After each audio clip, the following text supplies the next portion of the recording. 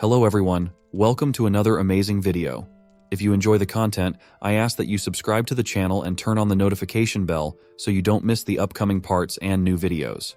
Now, without further ado, let's get into today's video. Are you ready? Let's go. On a rainy day, the storm only worsened over time.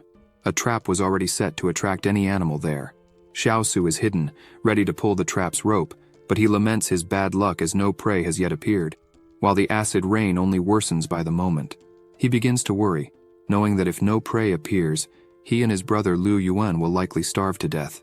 Xiaosu thinks that absolutely any prey would do, even a small bird.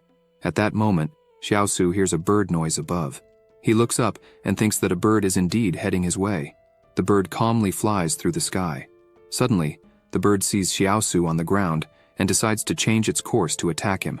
Xiaosu is surprised, as he did not expect the bird to do this. The huge bird attacks Xiaosu with its sharp fangs, but he manages to dodge just in time. Xiaosu, when dodging, jumps toward his trap. He disarms the trap and grabs a pot pan to use as a weapon.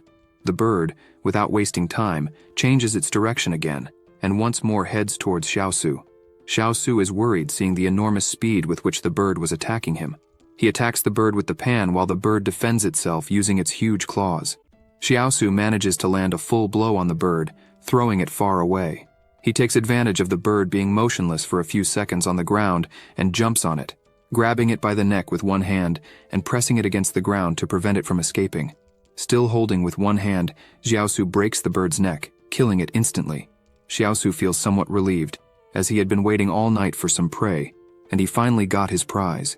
Xiaosu begins to walk back to the village, saying that it is still early, but he needs to leave immediately for the Pharaoh market to sell the bird. He is hoping to exchange it for food for several days. As he walks, Xiaosu stops upon feeling a strange sensation in his body. He then bends down, feeling great pain, and wonders how on earth he started feeling ill at such a time. With his eyes closed, feeling pain, he thinks that in the past, this malaise only appeared at midnight, but lately, it has been happening much earlier. Xiaosu begins to feel even more pain, gritting his teeth. He just lies down while the sensation continues. Xiaosu imagines that this type of situation became much more frequent after he had escaped from a pack of wolves. Moreover, everyone in town keeps saying that it is just a passing pain, but Xiaosu realizes that this headache is different from ordinary pains. He feels as if he is going to another dimension. That sensation was not of pain, but of pure chaos. Xiaosu feels as if he is falling endlessly from somewhere, and realizes that this sensation is a bit different from the sensations he felt in the past. He opens his eyes and looks at his hand, noticing that this time he is fully conscious. Looking forward, he notices a strong light. Xiaosu puts his hand in front of his face, shielding himself from the light and wondering what it was. In front of his hand, he realizes that he is in a kind of palace. He looks forward and sees a black fog blocking his vision. The fog gradually dissipates until he has a clear view of what is in front of him, noting that there are two huge doors. Xiaosu pushes the doors to see what is inside the hall. He notices that it is a huge hall with massive pillars and several bubbles floating. He holds his sword while scouting the place. He approaches a table with several cabinets beside it and wonders where that place is, of which he has no idea what it is. He starts walking in the palace to better understand where he was. He notices a table and wonders what is on it. He barely asks himself this and begins to feel strong headaches again. The storm is still very strong. A bald man is hidden behind the tree. The man looks ahead and sees Xiaosu lying on the ground next to the huge bird. At this moment, Xiaosu wakes up, thinking that this time he woke up much faster than the other times. He lifts part of his body, thinking it started to rain harder while he was unconscious. He then begins to get up, while the bald man draws his sword to attack him. The bald man then runs towards him, demanding that he hand over the bird in his hands. Xiaosu looks back and attacks the bald man with his pot, the blow so precise that it knocks out a tooth from the bald man. Xiaosu heads back to the village, while the bald man sits on the ground, lamenting without understanding why he ended up being the victim of his potential prey. The bald man wonders what that child has been through, since he is clearly strong. Xiaosu, walking a bit, encounters a system screen in front of him, stating that Xiaosu's mission is to give to another person what he took. Xiaosu looks at that screen in front of him and is puzzled by what is happening. He then turns and looks at the bald man sitting on the ground. The bald man appears to be on the ground crying. Xiaosu approaches him with a grim expression, which even frightens the bald man. Xiaosu then takes his bird and asks the bald man if he wants it for himself. The bald man, crying and confused, says he does want it. Xiaosu hands the bird to the bald man, who can't believe it. The bald man this time cries, but out of happiness at seeing that beautiful bird for himself. Xiaosu looks at his system screen, seeing that the mission was completed. A sheet of paper flies into that palace where Xiaosu was, heading towards a typewriter. The sheet enters the typewriter and types that the mission was completed. As a reward, he will receive a skill duplication scroll. He will now be able to use it to learn someone else's skill. Xiaosu closes his eyes while thinking about this skill duplication scroll. He reflects on what it might be, as it seems to be something like copying the skills of other people, something like hunting, survival, or other types of skills. The bald man, still crying, puts his hand on Xiaosu, thanking him, and even saying that he is a great person for having given him that bird. Xiaosu looks at the bald man and then takes the bird from his hand, saying that he will not give him anything. The bald man is in shock, not understanding what happened there. Xiaosu continues his journey while the bald man just watches him leave. The bald man is completely indignant, saying that the world is upside down since there is no longer anyone decent around. The rain begins to stop a bit, and the sun emerges. Xiaosu continues his journey back to the village. He looks at the sky and feels relieved that the rain has stopped a bit. He is already a bit sweaty from walking so much even though it was raining. He then sees the village gates. He crosses the gates to finally take the bird to sell. Xiaosu keeps walking while he sees various stalls along the way. He also sees several people watching him. Those people begin to stare at him with a serious look. Xiaosu just continues his way without changing his expression. One of the men who was watching comments to a bald man that apparently that child had a good hunt that day. Xiaosu looks sideways at people gossiping about him. He already puts his hand on his dagger in case of any trouble. One of the men starts to move towards Xiaosu. Xiaosu keeps watching this person come close and is already preparing to defend himself. This man is full of confidence that he will get something, until he is stopped by the hand of another person. The man then turns and sees that the bald man stopped him, saying to forget it and not to mess with that kid. Xiaosu continues his way while the men leave quiet what they were going to do. The men comment to not mess with Xiaosu because he has a brain disease. Xiaosu heads towards another huge gate. He proceeds peacefully on his way this time without being bothered by anyone. He finally arrives at the stall he was looking for. Upon entering the stall, he throws the bird onto the glass and asks how much it is worth. The owner, who is doing some accounting, stands up and goes to the counter where Xiaosu threw the bird and asks him to be careful with it. The owner explains that the glass is very expensive, so he shouldn't be throwing things like that. Xiaosu looks stressed with that unnecessary fuss. Xiaosu takes the opportunity to look at some of the merchandise there. The seller then weighs the bird to determine how much he will offer for it. The seller then smiles and tells Xiaosu he will give 3 kotties and 6 taels for the bird and asks if he accepts. Xiaosu looks angry while watching the seller calculate on his abacus. The seller explains that the market is very good that day and that birds are 200 yuan per kati, which would make it 700. Xiaosu replies that it's too little. The seller then looks serious, recalculates on his abacus, and says he will increase it to 800. The seller explains that indeed there is a shortage of meat within the barrier, but like it or not, everything has a price and rules need to be followed. Xiaosu grabs the abacus the seller was using to calculate and says that winter will soon arrive and things will get worse, as there have recently been almost no birds around. Then Xiaosu demands 900, no more, no less. The seller shakes his head, saying that it was not possible. Xiaosu just picks up his bird and starts to leave the store. The seller shouts in desperation, asking where he is going. Xiaosu simply replies that he will ask the stall next door about the price again. The seller, afraid of losing that bird, which would be a great investment, calls Xiaosu back and asks how much he wants to sell it for. Xiaosu just asks to let him leave and inquires about the price with someone else. The seller, already worried, asks if he hadn't said he wanted 900. Then he is willing to pay the 900 yuan. With this, he will not delay the tuition payments for his brother Lu Yuan's classes, said the seller. He says this concerned and also thinks that someone from the fortress management announced that people like Xiaosu would go out of the barrier to hunt exotic animals that day.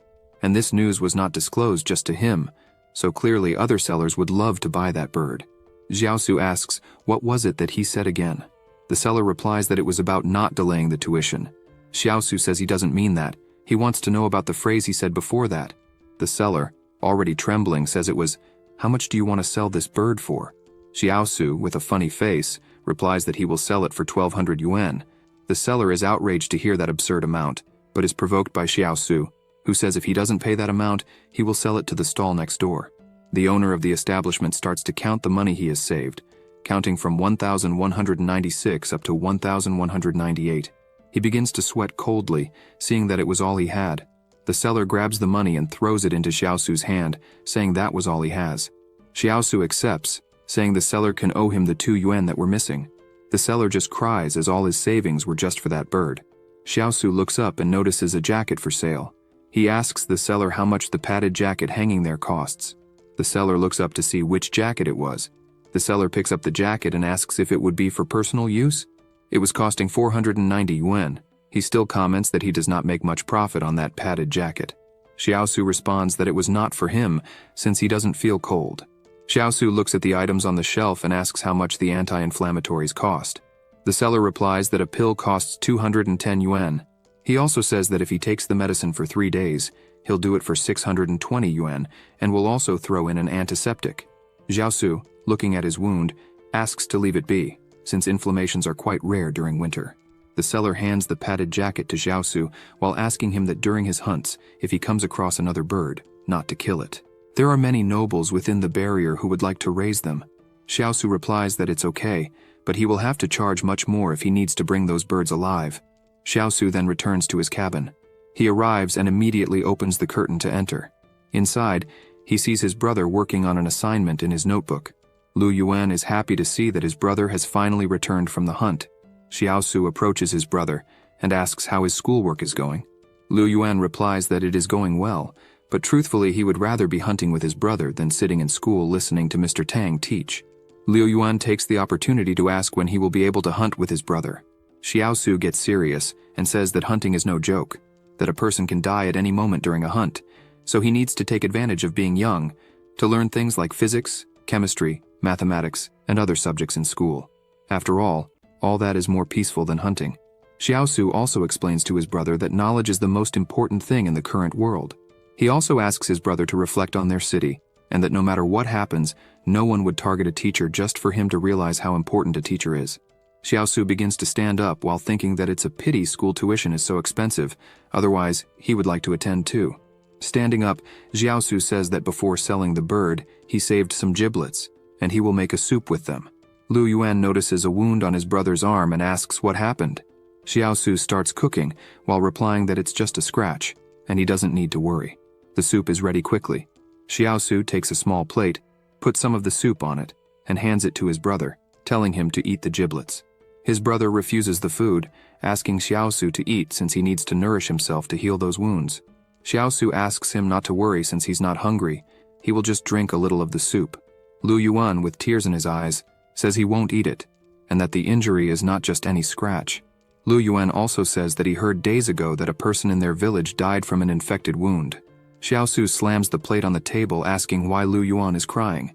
Xiaosu also explains to Liu Yuan that he knows very well that they cannot cry in that world. After all, the world does not believe in tears. Xiaosu, angry, points outside asking his brother to look at the people around and says that if he doesn't eat well and someone invades their tent wanting to stab them both, what should Xiaosu do? Xiaosu also explains that he sent his brother to school precisely because he has special abilities, and that as long as he studies hard, he won't need to go outside the barrier to hunt and make money from it. He will be able to earn money inside without any danger. Lu Yuan sits where the soup was.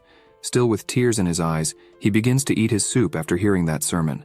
Xiaosu puts his hand on his brother's head and says that Lu Yuan is usually mischievous when they are outside, but when they are at home, he behaves differently.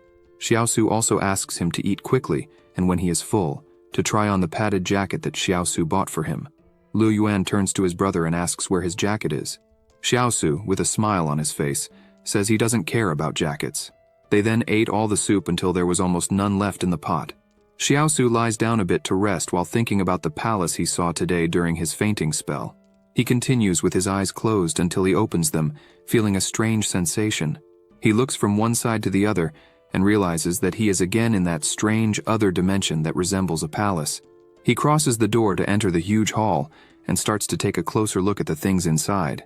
Xiaosu decides to test something and raises his hand for it. He realizes that he can't touch anything, as if everything were an illusion, and starts to think that all this is just in his head. He begins walking towards the typewriter. He sees a sheet of paper on the table and decides to pick it up. The sheet states that the mission is to give to someone else what he took, and that the reward for doing so would be the skill duplication scroll. The scroll could be used to learn someone else's skill. He realizes that this refers to the mission he completed earlier when he encountered the bald man trying to steal the bird. Xiaosu then notices the typewriter, and on the keys are written some things such as just, optimistic, honest, true, friendly, kind. Xiaosu finds this strange and wonders if the machine is saying that he should be a good person in a world where there is no ethics at all. Xiaosu, looking at the whole place, imagines that he would never do that. At that very moment, a woman starts walking towards the brothers' tent. She opens the tent with her hand and decides to enter without saying anything. However, at that moment, she is stopped with a dagger at her neck by Lu Yuan. The woman looks terrified at the dagger at her neck. Lu Yuan realizes it's their sister Xiao Yu and asks what she is doing there. She takes a deep breath after having a dagger at her neck and asks why Lu Yuan hasn't slept yet. He just looks sideways without answering anything. Xiao Yu, concerned about his silence, asks how brother Xiaosu is doing. She had heard rumors that he was injured, so she decided to come visit him. Lin Yuan puts away his dagger and replies that his brother was injured by a bird, and that's why he is hurt. She becomes worried as she looks ahead and sees Xiaosu lying down resting. She keeps her head down, not knowing what to say. Lu Yuan then sits down and tells her that she is 8 years older than Xiaosu, so she doesn't need to worry about him. She becomes completely embarrassed and says that Lu Yuan is cheeky for saying that, especially since she considers both of them as her younger brothers. She then sits down a bit after yelling that. Lu Yuan just looks to the side without saying anything to her. Xiao Yu asks to let it go. She says she will leave and only asks Lu Yuan to tell his brother when he wakes up that she came to see if he is all right. Lu Yuan replies that it's okay, he will tell him that. She then heads towards the exit of the tent and goes on her way back to her house. Lu Yuan decides to get up from the table and goes to the tent door and sits there. He grabs his dagger and keeps watch over the tent while his brother sleeps. At that moment, he looks back and hears Xiaosu ask him not to be so hard on sister Xiao Yu in the future, because things are not easy for her either.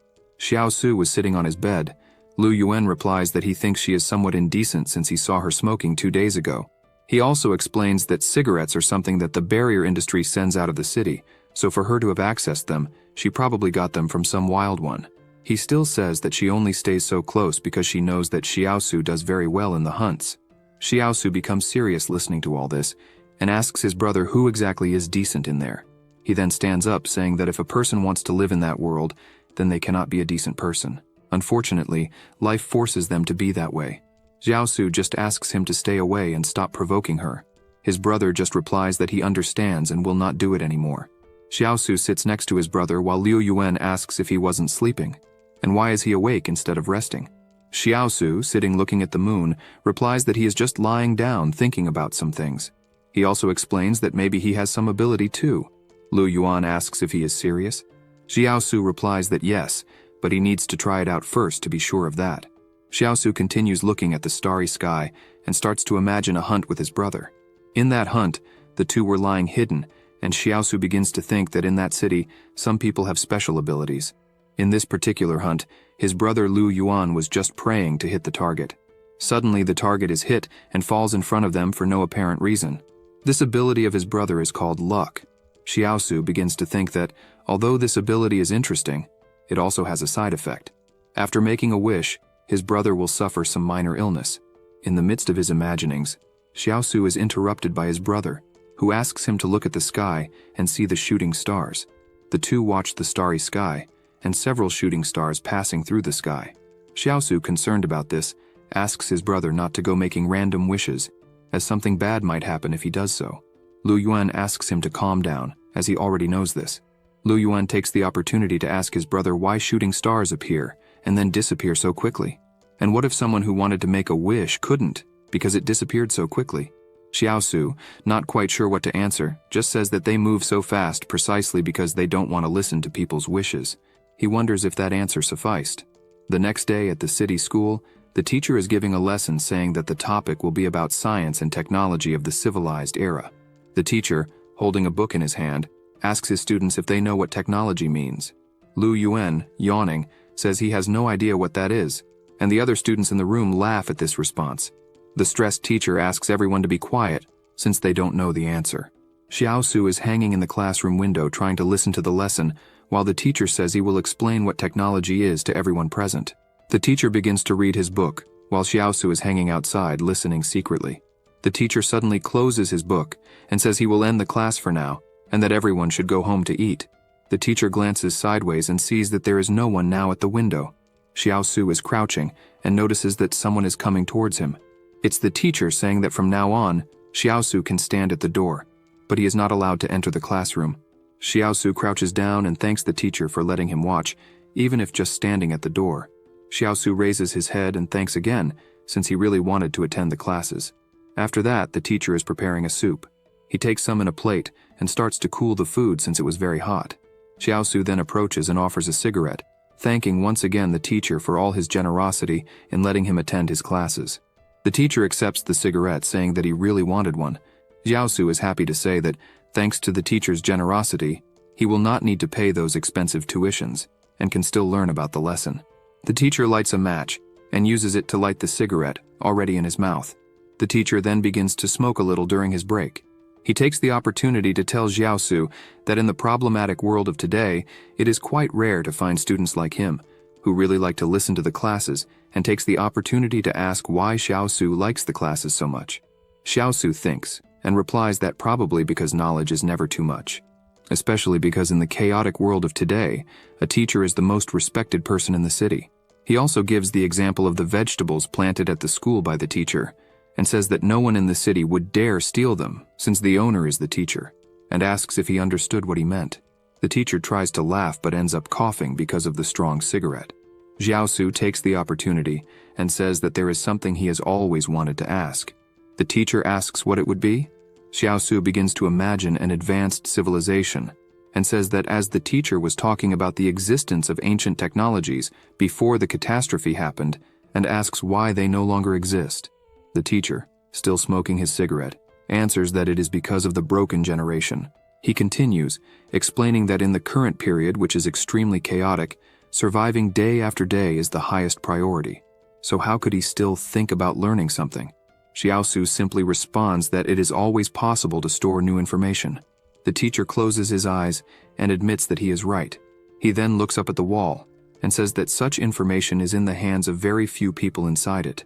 Xiaosu then looks at the barrier and asks if, in that case, shouldn't they just tear down the barrier? He also says that many beasts do not dare to actively attack the crowd as long as everyone stays together. He explains that even without the existence of the barrier, the wolves would not dare to act rashly. Xiaosu says that, besides all this, there is a lot of science and technology outside the barrier to be discovered if the barrier were broken, so he asks if it wouldn't be interesting to do that in order to be able to rebuild civilization. The teacher, still smoking, listens to everything Xiaosu says and replies that as long as the danger outside the barrier exists, there will always be refugees who have no choice but to enter the barrier and depend on the fortress to make a living. He explains that this way, the fortress gains more large and cheap labor, and the investments behind the barriers will never let the wall fall. The teacher, back to teaching, also takes the opportunity to ask his students why groups with personal interests living behind the wall would give up a fortress that guarantees them class superiority. The teacher also asks them never to think that danger is far away from them. For now, they have their parents to protect them, but when the children grow up, they will have to learn to protect themselves. The students are focused on the lesson, while the teacher says that next, they will talk about what to do if they encounter a wolf in the forest. All the students seem interested in the topic. The teacher points to a person and asks him to say what to do when encountering a pack of wolves. Xiaosu asks if he should answer, since it seems he was pointing at him. Xiaosu begins to think about it and replies that if one encounters a pack in the forest, the person should try to choose higher ground.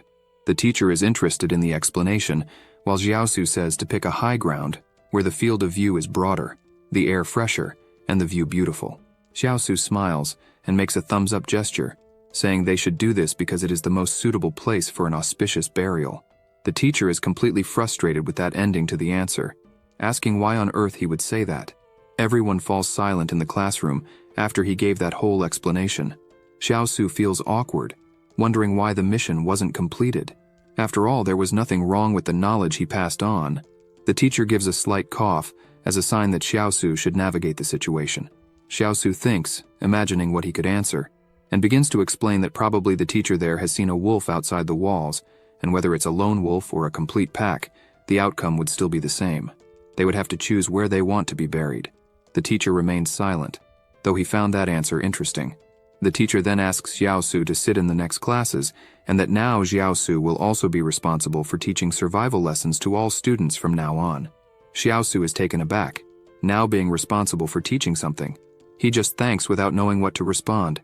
At this moment, the system screen notifies that the mission was completed and that his reward will be a point of strength. Xiaosu feels strange, as his body was really changing. He looks at his hand and feels that he really gained muscle strength after the system notification. He holds his arm and starts to think that apparently that palace is not something fanciful. It seems he really provided a unique ability for Xiaosu. Xiaosu begins to think that the strength of an adult man is 3 points, and currently, Xiaosu was at 2.5 points. So if he gained 1 point now and his previous value was 2.5 points, then now he has moved to 3.5 points of strength. He changes his gaze, imagining that now he probably surpassed the strength of a normal adult. Xiaosu smiled, imagining that his chances of survival had significantly increased when he ventured into the wilderness.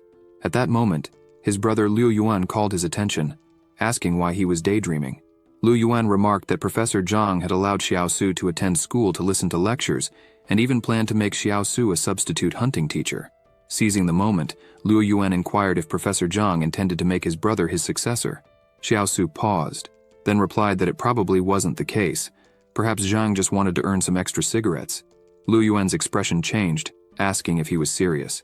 Xiaosu grinned, telling Liu Yuan he didn't mind being a temporary teacher, and added that when he finally became a professor, he would pass the position to him.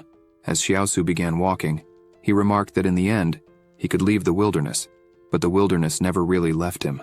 Liu Yuan clenched his teeth, thinking his brother always gave him the better things, keeping the worst for himself. He thought this while Xiaosu was saying it was good to be a teacher, but it wasn't really his style. Xiaosu also told Liu Yuan that he needed to study hard to become a wise knight in the future, and asked if he understood everything. Realizing he hadn't heard anything, Xiaosu turned around and asked if his brother had understood him. He noticed his brother was far away, so he hadn't heard anything.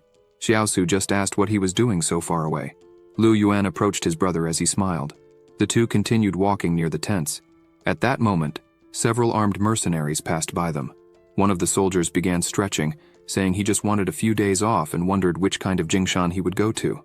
Xiaosu, observing them, wondered if they were really mercenaries. Another mercenary commented that they didn't know the way, so they should first go to Wang Fugui to ask if he knew someone who could show them the way. Listening to this conversation, Xiaosu began to doubt if they were really heading to Jingshan. He imagined that the mercenaries inside the barrier lacked real combat experience, so sending them outside the barrier was akin to sentencing them all to death. Xiaosu continued on his way and passed by a hooded girl. He looked back to see if he had seen correctly. Still looking at the mercenary, he remarked that she looked much like a beast in the jungle from afar. Liu Yuan, who had also heard the mercenary's conversation, asked his brother if he thought Wang Fugui would recommend him to be their guide. After all, everyone in the village knew that Xiaosu was well acquainted with the jungle. Xiaosu replied that in the Jingshan area, one could only enter vertically and exit laterally. He himself would not want to enter such a place. Xiaosu also noted that the mercenaries were somewhat strange, so it was best to avoid them. Night then fell, and both brothers were nearing home. Xiaosu opened the curtain to enter the house. Liu Yuan saw that his brother's wound had not healed, and asked how it was. Was it still very painful?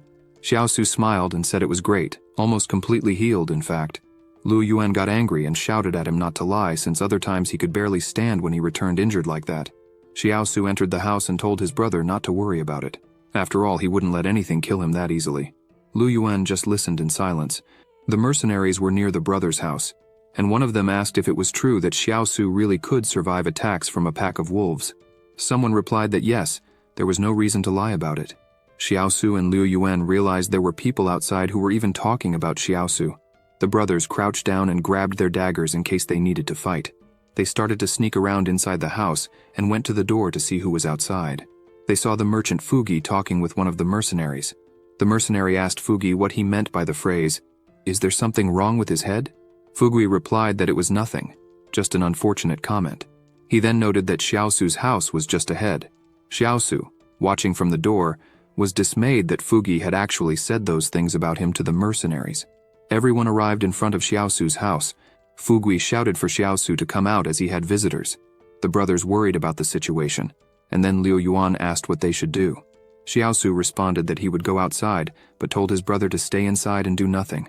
Xiaosu, with his pan on his back, opened his curtain and stepped out to greet the people.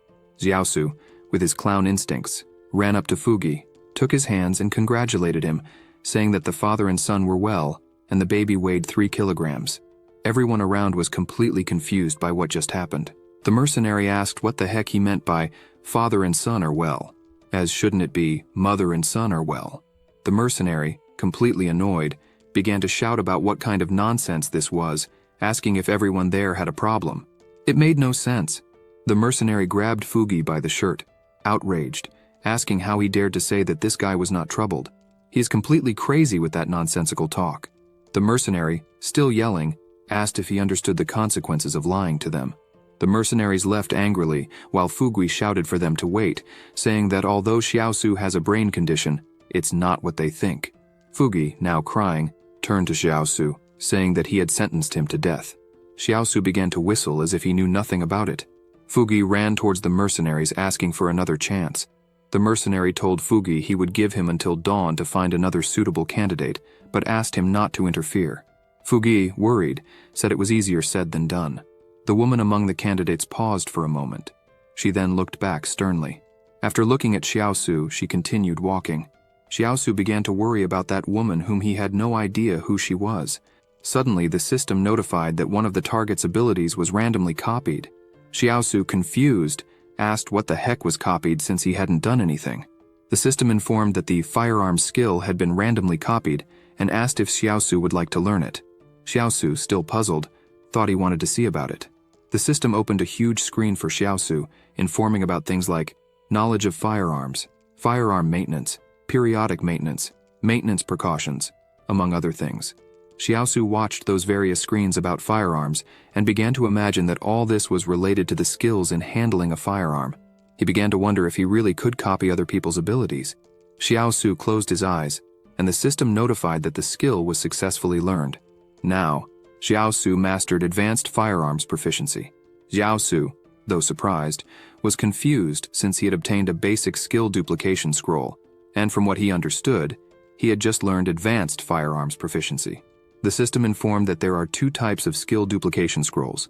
The first type is basic, which can be used to learn basic and advanced skills. The second type is the master skill duplication scroll, which can be used to learn master level skills, ensuring that Xiaosu learns the advanced level of that skill.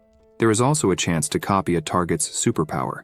Xiaosu was amazed by this information, seeing that he could even copy people's superpowers. He wondered if this almost made him invincible. Xiaosu asked the system about the level of the firearms skill of the girl who was with the mercenaries. The system informed that her skill level was perfect. Xiaosu was surprised that the girl had such a high level of proficiency and wondered why someone so powerful was mixed up with a group like that. He guessed she must have gotten into some trouble to end up there. Suddenly, Xiaosu's head began to hurt. At that moment, he heard his brother calling him. Xiaosu turned around and his brother asked why he was staring so much at that girl's butt. Xiaosu, completely bewildered, asked if he was stupid for saying that. Just then, someone emerged from another tent asking, "But? Whose? Where?" It was Xiao Yu, who was concerned after hearing that odd conversation. Xiaosu couldn't believe seeing her and asked why she was there. Xiao Yu replied that she had swapped places with a family of 3 who lived in the tent next door, so officially she was their new neighbor having moved close to the brothers' tent. Liu Yuan asked Xiaosu to crouch down and whispered in his ear, asking if he was still a virgin. However, it was odd that Xiao Yu had done that since it seemed like a waste of money, given she lived in a brick house. Xiaosu, infuriated by the virgin talk, grabbed Liu Yuan's head and shouted that it looked like he was at that age, so it was time they had a talk about sex. Liu Yuan taunted, saying it was fine, and if Xiaosu had any questions about the topic, he could just ask him. Embarrassed, Xiaosu said goodbye to Sister Xiao Yu and took his brother inside the house. After entering, Xiaosu told his brother that he really had guts to bring up that topic, but advised him to do his best not to provoke Sister Xiao Yu and not to try playing matchmaker for them. After saying this, Xiaosu spotted something that wasn't inside their house before. His brother pointed under the chair, saying there were 2 hidden potatoes and 3 anti-inflammatory pills there. Lu Yuan, still looking under the table, asked if those things were for Xiaosu's injured arm. Xiaosu picked up the items and realized they were indeed anti-inflammatories. Looking at them, he asked Liu Yuan if he remembered that last year Xiaosu was injured when he encountered a wolf pack. Someone secretly gave them pills to keep them alive. And looking at the pills, he said that the place where this person put the medicine was exactly the same place they were put this time too. Xiaosu said he had been looking for that person for a long time. Liu Yuan commented that it was probably Xiao Yu who put the medicine there, since he had only mentioned the injury to her. Xiaosu pondered whether that was really the case. At that moment, they heard something outside the tent. A man was bothering Sister Xiao Yu, telling her that he found out she had moved to that place when he came to visit her, and that he even had a cigarette for her. Worried, she replied that she no longer did that kind of service. The brothers were concerned upon hearing the argument, while the man laughed, asking if she no longer did that type of service, then who would bring her cigarettes in the future? Xiaosu gripped his dagger, fearing the worst. The man began to tear Xiao Yu's clothes while she screamed for him to let her go. Xiaosu ran out of his tent. At that moment, the system notified that the current mission was to help her. Xiaosu witnessed the assault right before him. He thought that whether it was a mission or not, he would help her anyway. Xiaosu grabbed his knife and ran towards the aggressor. The man saw Xiaosu coming and laughed, thinking that kid really believed he could cut anything with a bone knife. The man in the tank top drew his metal sword, claiming his weapon was superior to Xiaosu's. Without a second thought, Xiaosu attacked the aggressor, breaking his weapon in half despite it being made of metal. The man in the tank top was alarmed, unable to believe that a bone weapon could break one of metal. Xiaosu then dropped his own knife, grabbed the aggressor's hand, and pummeled his stomach with punches. He then flipped the man over, grabbed his head, and slammed it hard into the ground, cracking part of the floor. The aggressor, trembling with pain, began to wonder how old this kid was and why he was so strong. After immobilizing the aggressor, Xiaosu asked Sister Xiao Yu who this guy was. Still frightened, she replied that he was a foreman at the coal mine and also part of the group that led people who stabbed someone to death the night before. Apparently, he had heard that the man had a habit of keeping money, so the thug started to get ideas because he had gambling debts. Xiaosu examined the aggressor closely. He then picked up a piece of the broken blade and prepared to do the worst, while the aggressor worried about what he was going to do with that piece of the sword. At that moment, a system notification arrived stating that the mission now was to release the enemy. Xiaosu then slashed the aggressor's belly, making him scream in pain. The aggressor writhed in agony from the cut to his stomach. Xiaosu merely stated that he had at most 3 minutes. He emphasized that if the aggressor could make it to the clinic within the next 3 minutes, perhaps he might somehow survive. The aggressor, in great pain, quickly got up and ran, bleeding profusely towards the clinic. A notification arrived stating that both missions were completed, and the reward for both was a scroll of basic skills. Additionally, the system informed that due to the loss of his weapon, a secondary mission had been activated. Xiaosu was confused by all this, thinking that even though he wounded the aggressor, the mission was still completed. So what criteria does that palace use to decide if something can or cannot be? Lu Yuan was worried, asking his brother if it was right to let that person flee like that. After all, he's not a good person, so if he gets stitched up at the clinic and recovers, he'll probably want revenge later. Xiaosu laughed and said it seemed like anyone in that crappy clinic knew how to stitch at all. Relieved, Lu Yuan said that seeing his brother's merciless way, he could now sleep peacefully. Joining in the joke, Xiaosu said that despite being very handsome, nothing would happen between the two of them. Xiao Yu, observing all this, found it very strange. Xiao Yu joined in the banter, also saying that she only sees him as a younger brother. Xiaosu began to laugh awkwardly, saying all this was very strange. He then grabbed his brother's head and said all this was his fault for talking such nonsense. Xiao Yu smiled, watching the brothers' interaction. At that moment, Xiaosu realized he was being transported back to the palace again. The palace was quite dark this time. He looked towards the table where the typewriter was. The typewriter began typing on its own until a sheet came out notifying that the secondary mission had been activated. Xiaosu smiled, saying that a secondary mission at that moment would be quite interesting. He then took the sheet from the typewriter to learn more about this mission. He realized that the mission revolved around him having lost his weapon. So it seemed the mission had something to do with a weapon. Xiaosu thought it would be great if he could indeed get a weapon. He read in detail what the mission entailed. And essentially, the mission was for him to collect 100 sincere gratitudes to unlock a new weapon. In addition, he would be able to use the gratitude to exchange for items. After reading all this, He found the secondary mission very strange. He began to wonder about needing to collect gratitudes, and they had to be sincere. He noticed a new sheet coming out of the typewriter. He read that he had just received a point for Xiao Yu's sincere gratitude, and that now 99 gratitudes were left to unlock the weapon. He realized that the palace's judgment was indeed accurate. His devilish self began to wish he could collect negative emotions as well, as he could easily provoke all the villagers who disliked him, and thus quickly reach the maximum level. Xiaosu lay down while his brother sat near the table. Suddenly, Xiaosu jumped up and asked his brother to thank him quickly. Lu Yuan, concerned, asked him not to do such things suddenly as it was frightening him. Xiaosu, with a demonic expression, rushed towards Lu Yuan asking what exactly he was scared of, and insisted that he give gratitude immediately. With his head bowed, Lu Yuan thanked his brother for taking care of him all this time. The system then notified that Xiaosu had earned another point for Lu Yuan's gratitude. Xiaosu was pleased, thinking it would be harder to accumulate these points. Xiaosu leaned on the table and asked his brother to thank him a bit more so he could earn easy points. Lu Yuan, confused, said, "Thank you," once again. This time, Xiaosu noticed that he did not receive any notification from the system indicating he had earned another point, and found it strange that he received nothing at that moment. He then pointed a finger at his brother and said he was not being sincere enough. He added that apparently his emotions weren't right, and asked Lu Yuan to thank him again.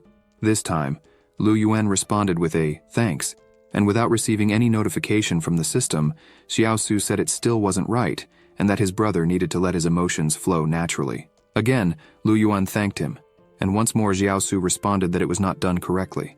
Xiaosu now said this was the right expression to make, and asked his brother to try again. Lu Yuan was crying, not knowing how else to thank him since nothing worked.